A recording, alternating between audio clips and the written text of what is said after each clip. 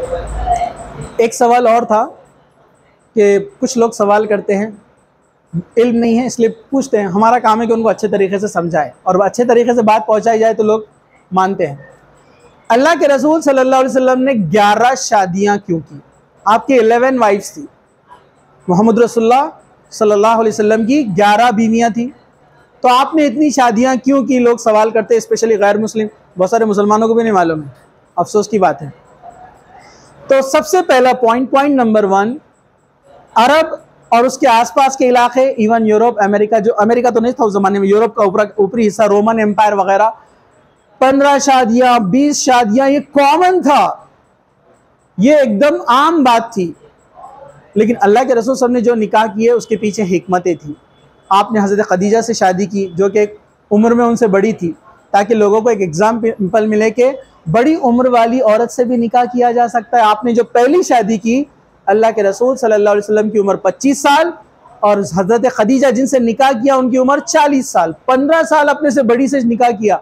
ये मिसालें क्यों नहीं देते अल्लाह के रसूल की लोग? दुश्मनान इस्लाम वो बात ही क्यों पकड़ के बैठते जो मैं अभी बताऊंगा, ठीक है। फिर इस तरह आपने बेवा से शादी की, हज़रत सौदा से शादी की, ताकि अरबों में ये पैगाम जाए कि अपना लीडर, अपना बड़ा ये बेवा से निकाह करता है, तो हम भी बेवाओं से शादी करेंगे और उनको सपोर्ट करेंगे, समाज का हिस्सा बनाएंगे, उनकी फैमिली का सहारा बनेंगे। आपने ये मैसेज दिया। फिर आपने कुछ दूसरे कबीलों, दुश्मन कबीलों की औरतों से निकाह किया। क्यों? क्योंकि कबीले का रिवाज था कि वो अपने दामाद पर कभी हमला नहीं करते और दामाद के जो है कबीले पर भी अटैक नहीं करते, मतलब रिश्तेदारी कायम होने के बाद लड़ाई नहीं करते। अल्लाह के रसूल ने फरमाया ये तो बहुत अच्छा मौका है, आपने उस कबीले की एक औरत से निकाह कर। आप बोलेंगे लेकिन निकाह क्यों कर रहे हैं? क्योंकि उस जमाने में निकाह एकदम कॉमन था, ज्यादा निकाह करना, और कोई बुरी बात नहीं समझी जाती थी जैसे आज समझी जाती है। मैं कुछ बातें बोलूंगा इलॉजिकल लगती है, लेकिन लॉजिक भी है उसमें। आज के दौर में लोग बोलते हैं 4 शादियां, कितनी अजीब बात है। अब जो लोग शादी नहीं करते उनका क्या? तो एक करने वाले ने उनको बोलना है क्या शादी नहीं करते? अच्छा, जो नहीं करते शादी वो क्या बोलते हैं?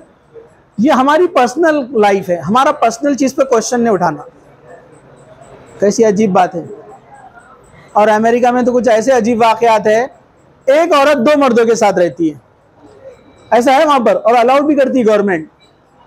वहां सवाल नहीं होता ऐसा क्यों? ये जाहिल चीजें क्यों हो रही है, इग्नोरेंट चीजें। तो ये सिर्फ इस्लाम पर अटैक करना पर्पस है, ताकि इस्लाम को बदनाम किया जाए, क्योंकि Islam is the fastest growing religion in the world. सबसे ज्यादा तेजी से फैलने वाला मजहब इस्लाम है।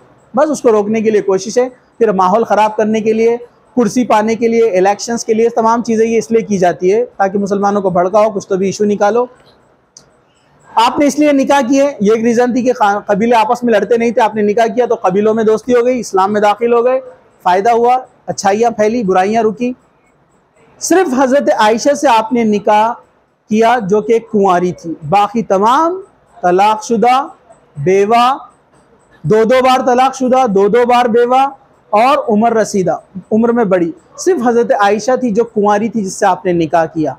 अब मेरा एक सिंपल सा सवाल आपके लिए, तीसरा पॉइंट ये सबके लिए है, अगर नौज़बिल्ला जो लोग अल्लाह के रसूल पर इल्ज़ाम लगाते कि आपने ऐश परस्ती के लिए निकाह किए, इतने सारे जो इल्ज़ाम लगाते हैं, तो आप बोलिए अल्लाह के रसूल सल्लल्लाहु अलैहि वसल्लम अरब के लीडर है, नबी है, और अरब का एक एक इंसान आपके लिए जान निछावर करने के लिए तैयार है, आपके एक इशारे पर कुछ भी करने के लिए तैयार है।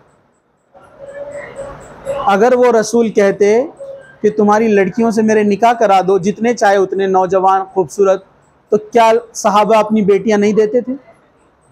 एक पैर पे दे देते थे। सिर्फ कहते थे अल्लाह के रसूल आप बताइए किससे निकाह करना है, दे देते थे। 1, 2, 10, 12 नहीं, 100 दे देते थे। लेकिन अल्लाह के रसूल का वो मकसद नहीं था। और ऐसे भी वाक़यात आपको मिलेंगे अल्लाह के रसूल की सीरत में। बहुत सारी औरतें आती है और कहती है अल्लाह के रसूल मुझसे निकाह कीजिए।